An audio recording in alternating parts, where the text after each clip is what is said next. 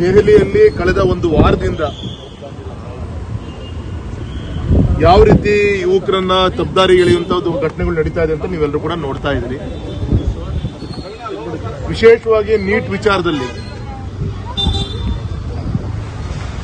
Paper leakage ಆದ್ಮೇಲೆ ನಮ್ಮ ಕೇಂದ್ರ ಸರ್ಕಾರ, ನಮ್ಮ ಶಿಕ್ಷಣ ಇಲಾಖೆ, ಗೌರವಿತ ಧರ್ಮೇಂದ್ರ ಪ್ರಧಾನ್ ಅವರು, ಮೋದಿಜಿಯವರ ಸರ್ಕಾರ ಈಗಾಗಲೇ ಸ್ಪಷ್ಟವಾದಂತ ತೀರ್ಮಾನವನ್ನು ತೆಗೆದುಕೊಂತು. ಯಾಕೆ ಈ ಪೇಪರ್ ಲೀಕೇಜ್ ಆಗಿ ಎಕ್ಸಾಮ್ ಅನ್ನ ಬರ್ದಿದ್ದಾರೆ ಅಂತ ತಪ್ಪಿತಸ್ಥರಿಗೆ ಭವಿಷ್ಯ ಕಟ್ಟುವಂತ ಕೆಲಸ ನಮ್ಮ ಸರ್ಕಾರದಿಂದ ಆಗಬಾರ್ದು ಅಂತ ಹೇಳಿ ವಿತಿನ್ ಎ ಮಂತ್ ಅಲ್ಲಿ ರೀ ಎಕ್ಸಾಮ್ ಅನ್ನ ಮಾಡಿ ಈಗಾಗಲೇ ಮಕ್ಕಳು ಕೂಡ ಈಗ ಆಲ್ರೆಡಿ ಸೆಟ್ಲ್ ಆಗಿದ್ದಾರೆ. ಎಲ್ಲೆಲ್ಲಿ ಅವರು ಮುಂದಿನ ಒಂದು ಭವಿಷ್ಯಕ್ಕೋಸ್ಕರ ಎಲ್ಲ ಅಡ್ಮಿಷನ್ ಆಗಬೇಕು ಅಲ್ಲ ಆಗುವಂತ ಕೆಲಸ ಆಗಿದೆ. ಎರಡನೇದು, ಗೌರವಂತ ಪ್ರಧಾನಮಂತ್ರಿಗಳು ತುಂಬಾ ಬಿಗಿಯಾದಂತ ಒಂದು ನಿಲುವನ್ನ ತೆಗೆದುಕೊಂಡಿದ್ದಾರೆ. ಕಾನೂನನ್ನು ಕೂಡ ನಾಳೆ ಸೋಮವಾರ ಪಾರ್ಲಿಮೆಂಟ್ ಅಲ್ಲಿ ಟೇಬಲ್ ಮಾಡ್ತಾ ಇದ್ದಾರೆ. ಈಗಿರುವಂತ ಪೇಪರ್ ಲೀಕೇಜ್ ವಿಚಾರದಲ್ಲಿ ಸಂಬಂಧಪಟ್ಟಂತೆ ಕಾನೂನು ಏನಿದೆ, ಇನ್ನೂ ಬಿಗಿಯಾದಂತಹ ಕಾನೂನು. 5 ಕೋಟಿ ಇರೋದನ್ನ 1 ಕೋಟಿ ಇರೋದನ್ನ 10 ಕೋಟಿಗೆ 10 ವರ್ಷ ಜೈಲು, ಅದು ಕೂಡ 25 ವರ್ಷ ಆಗಬೇಕು ಅನ್ನೋಂಥ ಒಂದು ಚರ್ಚೆ ಸಾರ್ವಜನಿಕವಾಗಿ ನಮ್ಗೆ ಕೇಳಿ ಬರ್ತಾ ಇದೆ. ಇದು ಎರಡನೇದು. ಮೂರನೇದು, ತಪ್ಪಿಸ್ತರನ್ನ ಈಗ ಆಲ್ರೆಡಿ ಇನ್ವೆಸ್ಟಿಗೇಷನ್ ಮಾಡಿ ಯಾರನ್ನು ಒಳಗೆ ಕಳಿಸುವಂತ ಪ್ರಯತ್ನ, ಮತ್ತೆ ಶಿಕ್ಷಣ ಇಲಾಖೆಯಲ್ಲಿ ಅವರ ಒಂದು ನಿರ್ಲಕ್ಷ್ಯದಿಂದ ಆದಂತ ಒಂದು ತಪ್ಪಿಗೆ ಕೆಲವು ಅಧಿಕಾರಿಗಳು ಕೂಡ ಹೊರಹಾಕುವಂತ ಪ್ರಯತ್ನ ಮಾಡಿದ್ದಾರೆ. ಆಗ ಈ ಸಂದರ್ಭದಲ್ಲಿ ಇಷ್ಟು ಮಾತ್ರ ಕೇಳಲಿಕ್ಕೆ ಇಚ್ಛೆ ಪಡ್ತೇನೆ, ಕಾಂಗ್ರೆಸ್ ಸರ್ಕಾರ ಯಾವತ್ತೂ ಕೂಡ ನಮ್ಮ ಭಾರತದ ಒಂದು ಯುವಜನರಿಗೆ ಯಾವುದೇ ಒಂದು ಭವಿಷ್ಯವನ್ನು ಕಟ್ಟುವಂತ ಕೆಲಸವನ್ನ ಮಾಡಲಿಲ್ಲ. ರಾಜಕಾರಣ ಮಾಡ್ಕೊಂಡು ಬರುವಂತ ಕೆಲಸವನ್ನ ಮಾಡಿದ್ರು. ಗೌರವಿತ ನರೇಂದ್ರ ಮೋದಿಜಿಯವರು ದೇಶದ ಯುವಜನರಿಗೆ ಒಂದು ಸದೃಢವಾದಂತ ಒಂದು ಭವಿಷ್ಯವನ್ನು ಕಟ್ಟುವಂತ ಕೆಲಸವನ್ನ ಈಗಾಗಲೇ ಅವರ 11 ವರ್ಷದ ಒಂದು ಆಡಳಿತದಲ್ಲಿ ಈಗಾಗಲೇ ತೋರಿಸಿಕೊಟ್ಟಿದ್ದಾರೆ.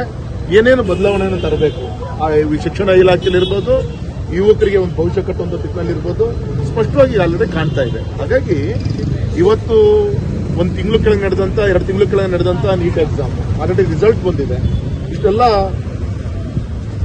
ಬದಲಾವಣೆಗಳನ್ನ, ತೀರ್ಮಾನಗಳನ್ನ ತೆಗೆದುಕೊಂಡು ಕಾನೂನನ್ನ ಗಟ್ಟಿ ಮಾಡುವಂತ ಕೆಲಸವನ್ನ ಮಾಡಿದ್ರೂ ಕೂಡ ಇವತ್ತು ರಾಜಕೀಯ ಪ್ರೇರಿತವಾಗಿ ಇವತ್ತು ಆ ಯುವಜನರ ಮಧ್ಯೆ ಒಬ್ಬ ಯುವಕರು ಅವರ ಕೂಗನ್ನು ಕೇಳಿ ತಪ್ಪು ಅಂತ ಹೇಳ್ತಾ ಇಲ್ಲ, ಆದರೆ ಆ ಕೂಗಿನ ಮಧ್ಯೆಯಲ್ಲಿ ಇವತ್ತು ಅವರು ಮಾಡ್ತಿರುವಂತ ಮೋದಿಜಿಯವರ ವಿರುದ್ಧ ಮಾಡ್ತಿರುವಂತ ಒಂದು ಕೆಲವು 1-5% ಬೇರೆ ಶಕ್ತಿಗಳು, ಏನು ದೇಶ ವಿರೋಧಿ ಶಕ್ತಿಗಳು ಸೇರಿದೆ.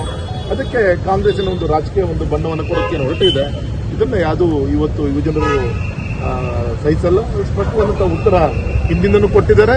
ಮತ್ತೆ ಇದು ಯಾವುದು ಕೂಡ ಮೋದಿಜಿಯವರು ಹೊಸತಲ್ಲ. ಯಾಕಂದ್ರೆ ಅವರ ಒಂದು ಮುಖ್ಯಮಂತ್ರಿ ಇದ್ದಾಗ ಅವತ್ತು ಆದಂತ ಒಂದು ಘಟನೆ, ಆ ರೈಲಿಗೆ ಬೆಂಕಿ ಹಚ್ಚಿ ನಡೆದಂತ ಒಂದು ಇದ್ರದ್ದು ಏನ್ ಘಟನೆ, ಅದು ಗೋಧ್ರಾ ಘಟನೆಯಿಂದ ಹಿಡಿದು ಇವತ್ತಿನವರೆಗೂ ಕೂಡ ನೀಟ್ ಎಕ್ಸಾಮ್ ವರೆಗೂ ಕೂಡ ಯಾವ ಸಂದರ್ಭದಲ್ಲಿ ಇವ್ರು ಬೆಂಬಲ ಕೊಟ್ಟಿದ್ದಾರೆ.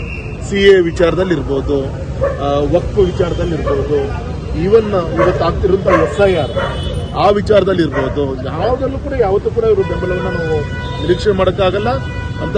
ಕಾರ್ಗಿಲ್ ಯುದ್ಧದ ಸಂದರ್ಭದಲ್ಲಿ ಇರ್ಬೋದು, ಎಲ್ಲಾ ಸಂದರ್ಭದಲ್ಲೂ ಕೂಡ ದೇಶದ ಜನರನ್ನ ಎತ್ಕಟ್ಟುವಂತ ಕೆಲಸವನ್ನ ಇವರು ಮಾಡ್ಕೊಂತ ಬಂದಿದ್ದಾರೆ. ಸರ್, ನಿನ್ನೆ ಬೆಂಗಳೂರಲ್ಲಿ ನಡೆದಂತ ಪ್ರತಿಭಟನೆಯಲ್ಲೂ ಉಮರ್ ಖಾಲಿದ್ ಪರ ಘೋಷಣೆಗಳು, ದೇಶ ವಿರೋಧಿ ಘೋಷಣೆಗಳನ್ನ ಕೂಗಿರುವಂತದ್ದು ಸರ್. ಎಲ್ಲ ಒಂದು ಕಡೆ ಬೇರೆ ರೀತಿಯಲ್ಲಿ ಯಾವುದೋ ಒಂದು ಧರ್ಮವನ್ನ, ಯಾವುದೋ ಮೋದಿಜಿ ಅವ್ರನ್ನ ಇಡೀ ಪ್ರಪಂಚ ಇವತ್ತು ಪ್ರೀತಿಸುವಂತ ಒಬ್ಬ ವ್ಯಕ್ತಿ ವಿರುದ್ಧ ಅವಹೇಳನಕರವಾದಂತ ಪೋಸ್ಟರ್ಸ್ಗಳನ್ನ, ಮತ್ತೆ ತಾವೇ ಹೇಳ್ದಂಗೆ ಉಮರ್ ಅಬ್ದುಲ್ಲಾ ಒಬ್ಬ ಟೆರರಿಸ್ಟ್ ಖಾಲಿದ್ ಅವ್ರದ್ದು ಕೂಡ ಆ ಒಂದು ಭಿತ್ತಿ ಪತ್ರದಲ್ಲಿ ಫೋಟೋಗಳನ್ನ ಹಾಕೊಂಡು ತೋರಿಸುವಂತ ಪ್ರಯತ್ನ, ಮತ್ತೆ ಇಂಥ ಒಬ್ಬ ದೇಶಕ್ಕೋಸ್ಕರ ಸಂವಿಧಾನ ಕೊಡ್ತಿರುವಂತಹ ಪ್ರಧಾನಮಂತ್ರಿ ವಿರುದ್ಧ ಎಷ್ಟು ಕೆಟ್ಟ ಒಂದು ಚಿತ್ರಣವನ್ನ ಬಿಂಬಿಸುವಂತ ಪ್ರಯತ್ನ ಇವತ್ತು ಕೆಲವು ದೇಶ ವಿರೋಧಿ ಶಕ್ತಿಗಳ ಒಂದು ಕೈಯಲ್ಲಿ ಕೊಟ್ಟು ನಡೆಸುವಂತ ಪ್ರಯತ್ನ ಈ ಕಾಂಗ್ರೆಸ್ ಬಿಜೆಪಿ ಏನ್ ಮಾಡಿದೆ ಈ ಕೆಲಸ ಮೊದಲೇ ಮಾಡಿದ್ರೆ ಇಷ್ಟೆಲ್ಲ ಸಮಸ್ಯೆ ಇರ್ತಿಲ್ಲ. ಅವರಿಗೆ ಅವಕಾಶ ನೀವು ಕೊಟ್ಟಂಗಾಯ್ತಾ ಸರ್ ಬಿಜೆಪಿ ಅವರು? ಸರ್, ವಿತಿನ್ ಮಂತ್ ಅಲ್ಲಿ ಈ ಒಂದು ಪಾಯ್ಸನ್ ಏನಿದೆ ಇದ್ಯಾವುದೋ ಇವತ್ತಿಂದಲ್ಲ. ಇವತ್ತು ಕಾಂಗ್ರೆಸ್ ಆಡಳಿತ ಇದ್ದಾಗ ಯಾವ್ಯಾವ ರಾಜ್ಯದಲ್ಲಿ ದೇಶದಲ್ಲಿ ಏನೇನಾಗಿದೆ ಈ ಪೇಪರ್ ಲೀಕೇಜ್ ವಿಚಾರದಲ್ಲಿ, ಯುವಕರ ವಿಚಾರದಲ್ಲಿ ಅಂತ ಒಂದು ದೊಡ್ಡ ಪಟ್ಟಿನೇ ಕೊಡ್ಬೋದು ಅಲ್ವಾ.